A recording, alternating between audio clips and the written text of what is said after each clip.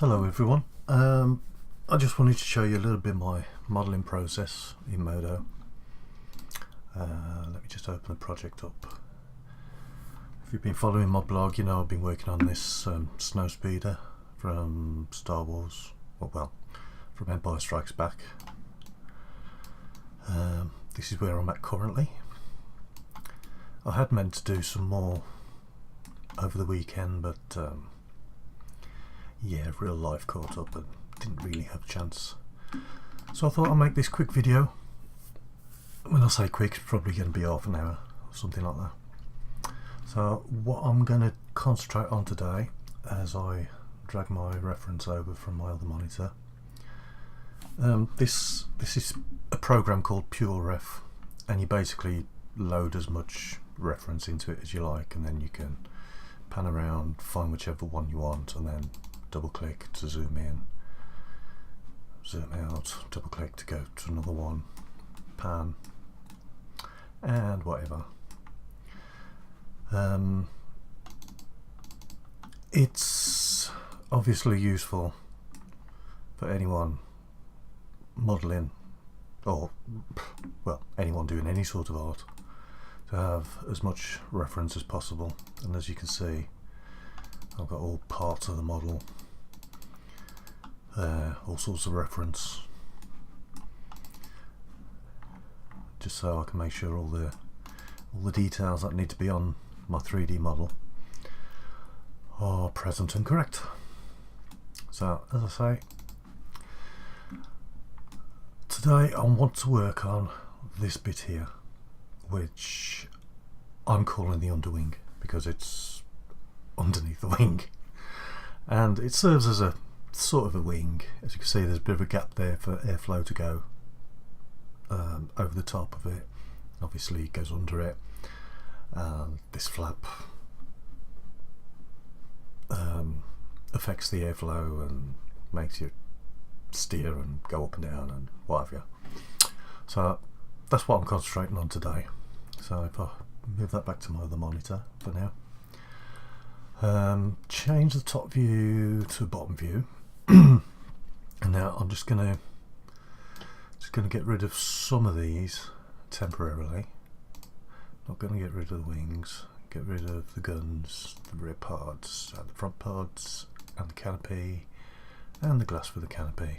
So all we're left with is this bit here, and I've done that so that we have a better view of what we're working with. And these winglets, or underwings as I call them, are here. Let me just turn items off. So here, up there,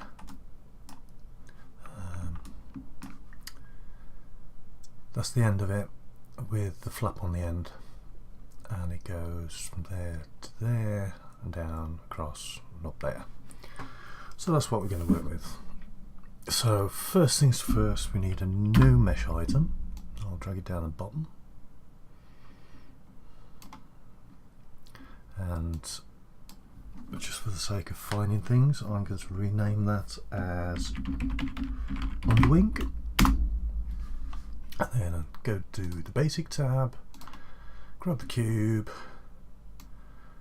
and drag out a rough size in that view. And then I'm going to give it just a little bit of thickness, because it's not a very thick item, and just so that we're consistent with our reference, it's actually on the left hand side, so I'm just going to move that over to the left hand side.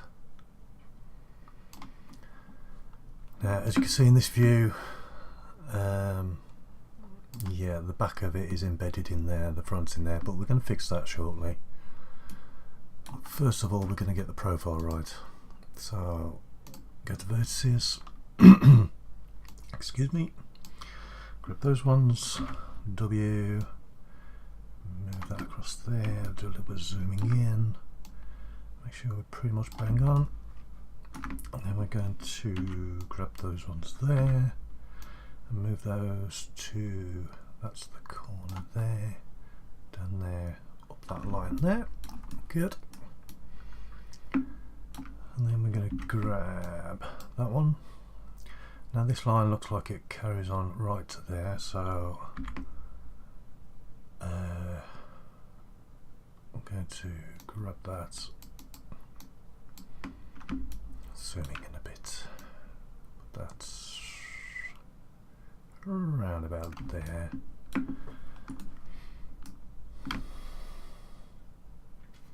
Actually, no, let's undo that, because as you can see, this is the line we're going off, and then it skews off a bit.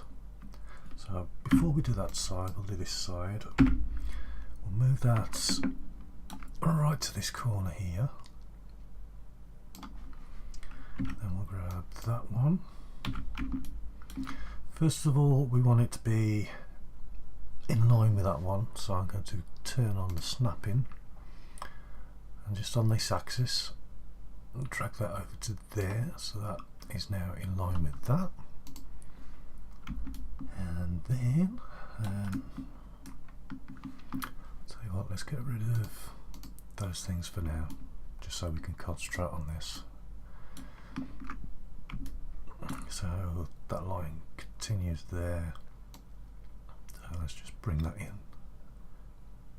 there-ish. And yep, we have the basic profile. Now before we go any further,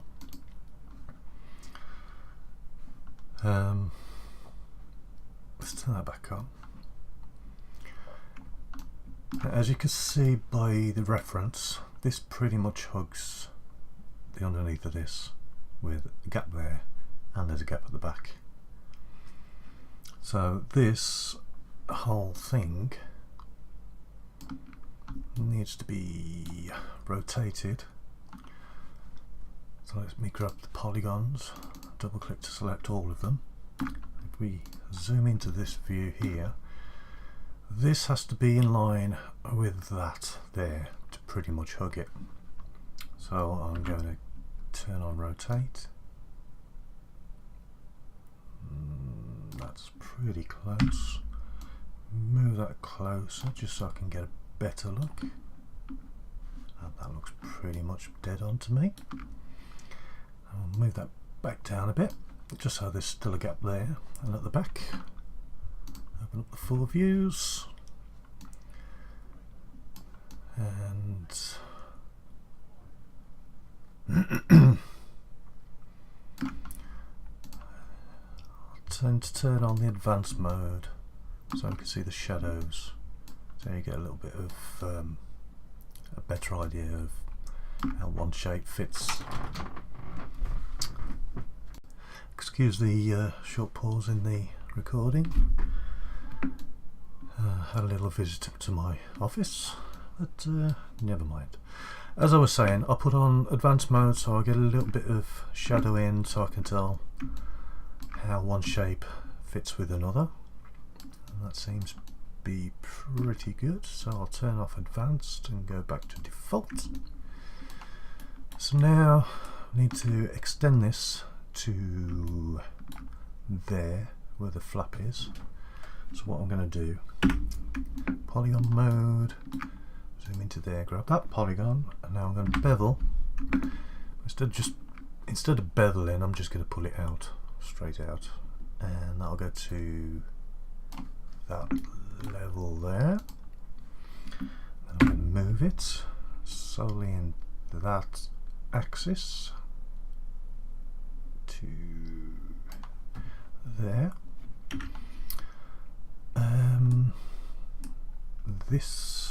These vertices need to be moved over, so I'm going to move that out the way.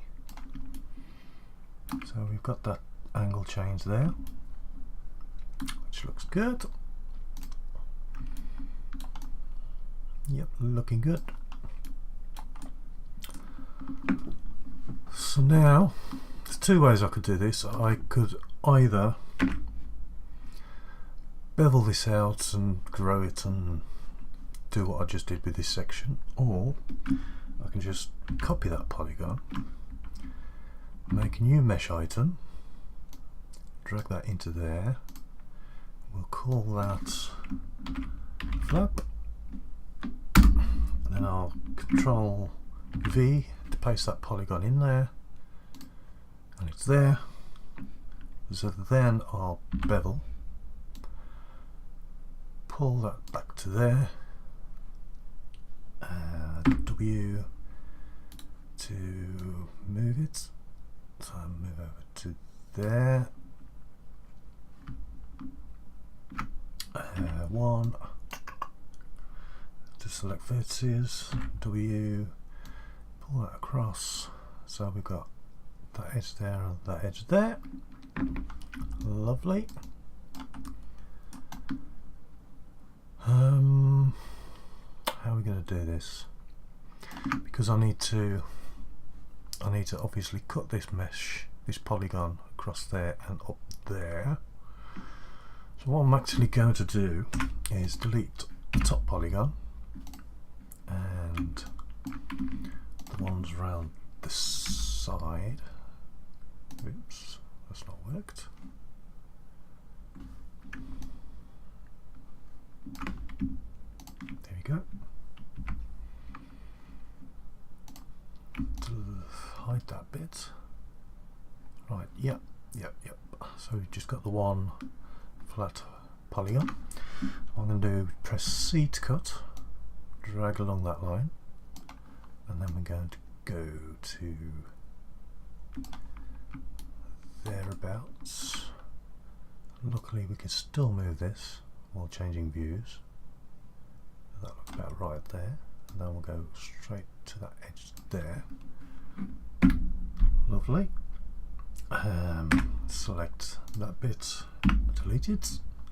So now we've got proper outside profile of that flap. So now we're going to grab that, bevel it, and pull that up. No, actually no. Control Z, Control Z. We're going to bevel it. We're going to go to polygon, thicken.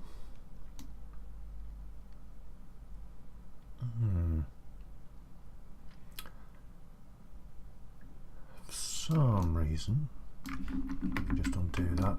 It looks fine from that eye. Oh no. Or is it? That looks strange. Delete that. 2.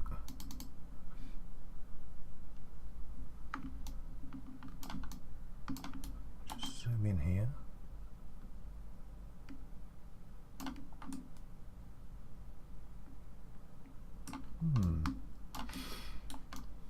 And just double check. Yeah, one vertex. Yeah.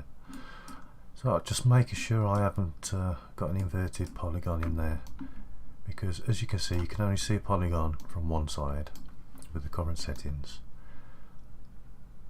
So if there was one accidentally flipped, and when I say flipped, let me just select that one and flip it. As you can see, it looks like there isn't a polygon there, but from that side it is. So it's inside out. So I'll flip that again. But it doesn't look like I've done that. So P to fill that.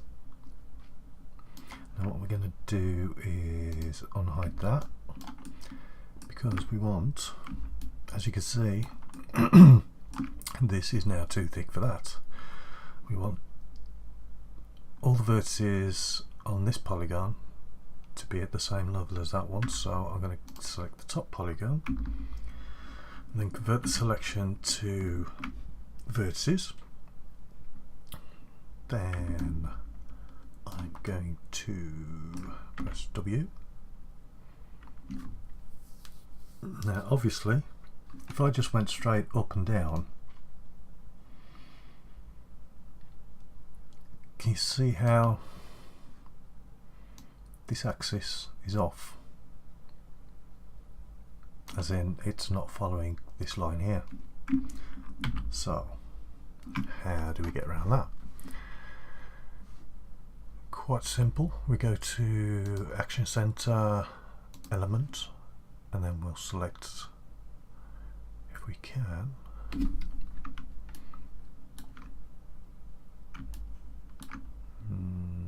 nope, it's not going to let me. Okay.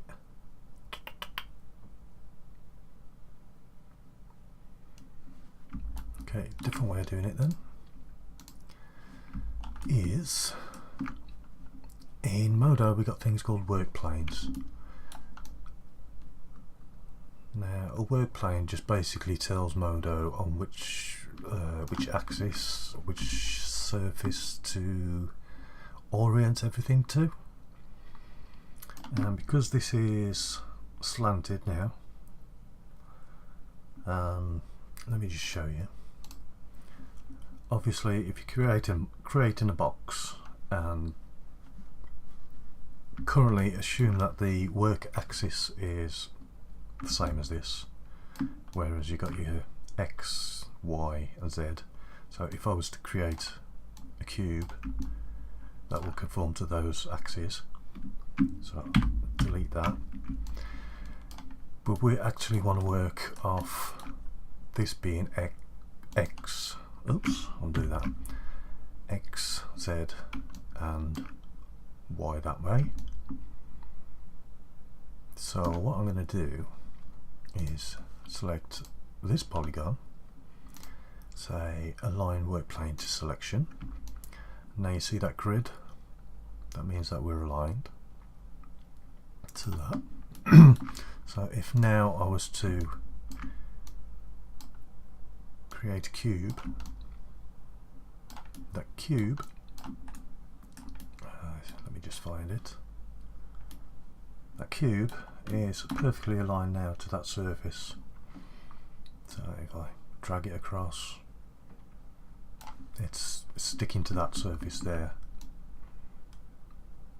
Okay, so if I undo all that and then press W, snapping, with my snapping, turn my snapping on, move my tool over there, and then wrong surface, Control Z, grab that one, W, Control, that's not worked. Perhaps if I grab those, and then W, and there we go, that snaps to that. So that is perfectly in line with that. Or is it? No, it's not. We just have to snap this way as well. Do we?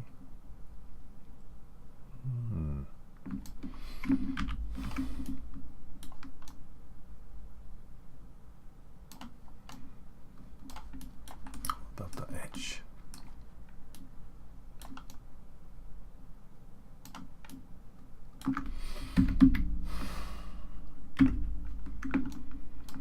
Let's grab these yet again, just these two.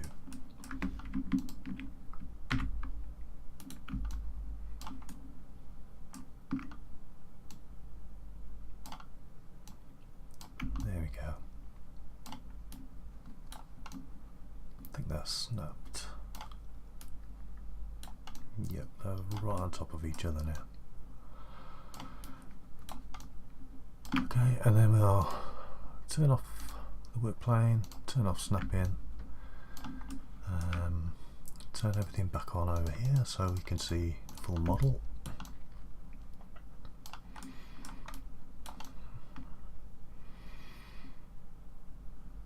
Let's get that into some sort of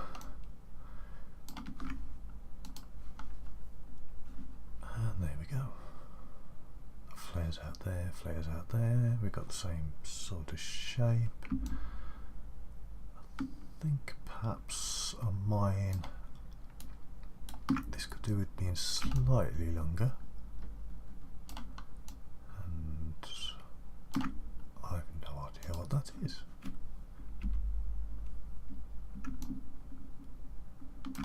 Control Z. Let's get rid of that. That was bizarre. Oh well, we fixed it.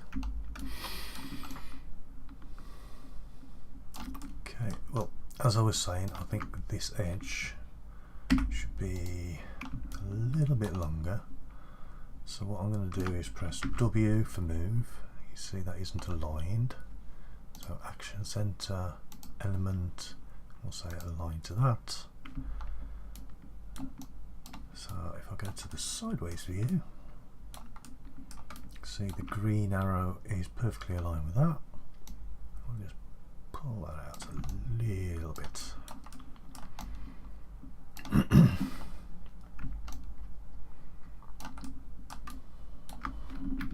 Let's come out of that. Action center none. So we don't forget, bring back my reference. I mean, it might be the angle, but mine still doesn't look that much longer. Well, that's something we can play with a little bit later. Okay, nothing set in stone. So what I'm going to do is grab all the polygons on this. I shall go to duplicate, mirror and apply. Same with the flap. No, Control Z, undo that. To the flap, then mirror, then apply, so mirror off, so symmetry on. So now if I grab, let's just make this full screen. Now if I grab this polygon over this side, it'll select the one that side. And likewise, if we're on here, it'll select that one there, or that one, and that one, like that. So, yeah, we've got a little gap on the front, a little bit more of a gap on the back because of the way this angle is. And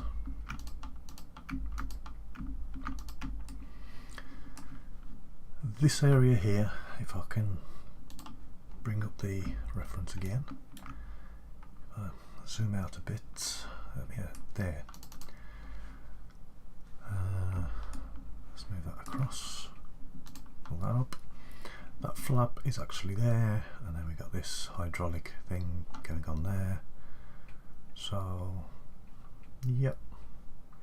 I think perhaps I need to cut a little bit of this away for the flap to fit in, but I should probably do that at a later date.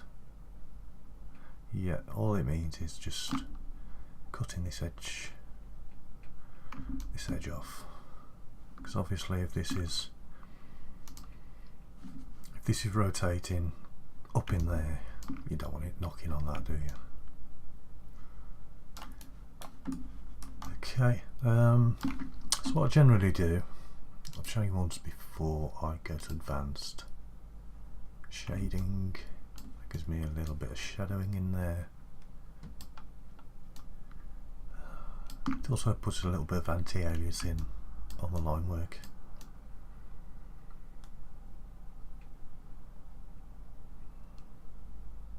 Okay, yep, pretty much happy with that. Say I'm going to cut away this little bit of wing here for that to fit in. So what I generally do after I've made sure I've saved it is I will then export it as an OBJ. Replace that. Yep, thank you very much. Then I'll load up the keyshot. Excuse me while this loads.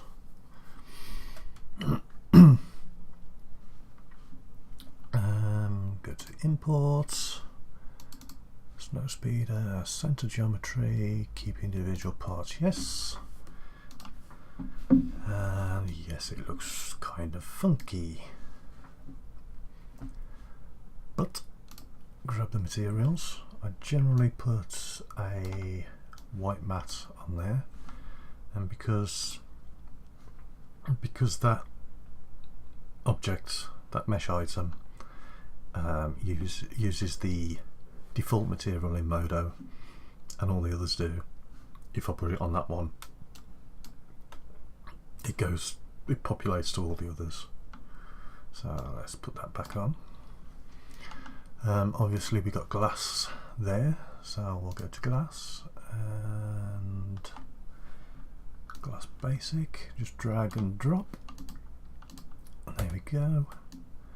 Now admittedly the lighting looks kind of naff, so let me first do a couple of things. Let's grab the model, position, move, and because I want to see the underneath, I'm going to move it up, and I'm going to rotate it that way a bit, I'm going to rotate it that way a bit, just so we get a better view of the underneath.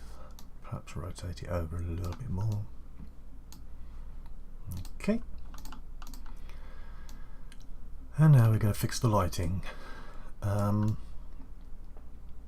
Keyshot uses HDMI maps for lighting, so basically drag this into the viewport and it inherits the lights from that map. As you can see, most of the lights coming from there. So if I was to go to the environment tab, actually turn that,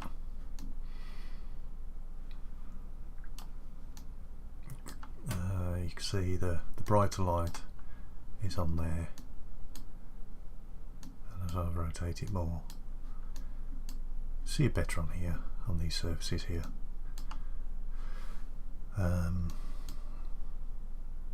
Just grab something, ironically something with snow. Yep, I kind of like that lighting.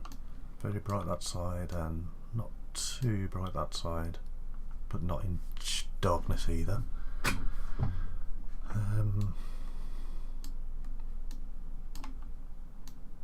Let's turn that around a little bit more. I'm going to actually get rid of the ground shadows because it looks a little bit silly. And this way it uses a little bit more of the lighting, like from the ground. So I'm going to turn that around a bit more because I don't want that totally blasted out. Yep. And as you can see, as you move around, it's kind of pixelated and fuzzy, but if you leave it a minute or two, it'll slowly resolve itself.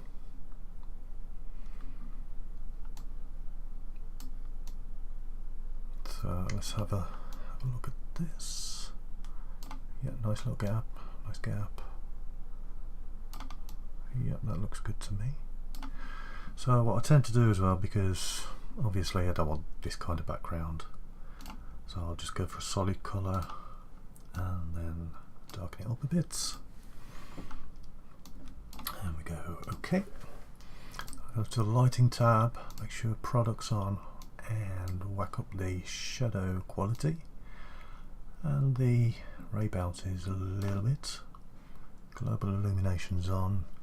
Caustics doesn't really matter. I mean, there is glass, but yeah, it's not gonna matter. And what I sometimes do, if I'm doing a shot of the underneath and it's not 100% clear what it is, that, I mean, that could be some sort of moth. What I'll do, go to import the same object again, make sure add to scene is on rather than update geometry, and I'll go import, close that. As you can see, it's still got the default materials on, so I have to go back to there, glass basic in there, go to paint, white mats there. I'll do what I did earlier, that's the second one, I shall move it.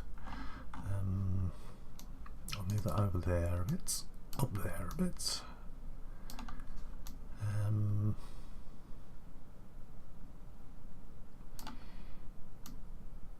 And rotate it that way a bit, and possibly that way.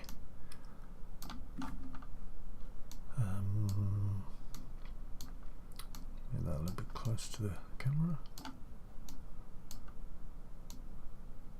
Nope, no, I want to move that away. Possibly in line with that one. A little bit further. And probably over a little bit more. Okay. Let's just orient these. Change the perspective. For some reason KeyShot likes a really strange perspective. It should be at least 45-50.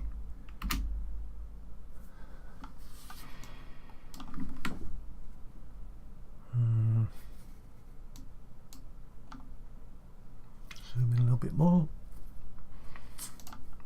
Let's just select that again, rotate that round a little bit more maybe. Which way is that? Probably there.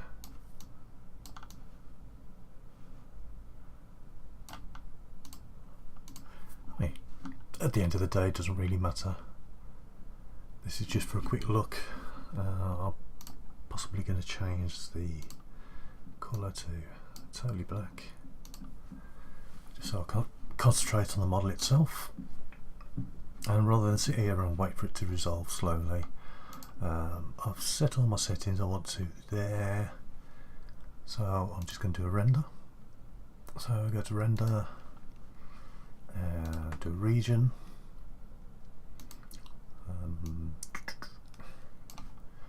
Resize this. Let's just drag that out of the way so I can see what I'm doing.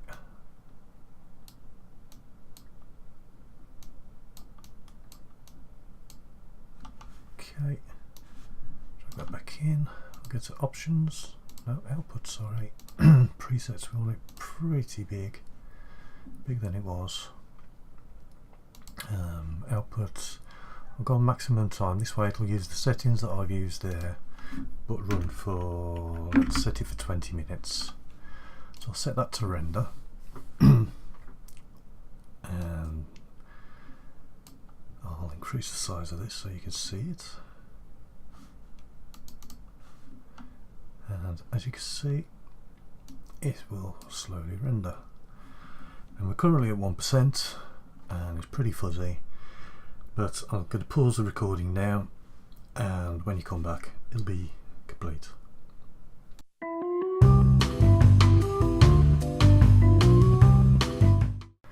And there we go, 20 minutes later that's fully rendered. Yep, that looks good. Yep, obviously these guns need changing, but there we go. That's a quick look behind my modelling process in Modo. Mixing it up with a little bit of KeyShot. Let me know if you enjoyed this, and I might make some more in future. And as always, upvotes are very much appreciated. And thank you for watching.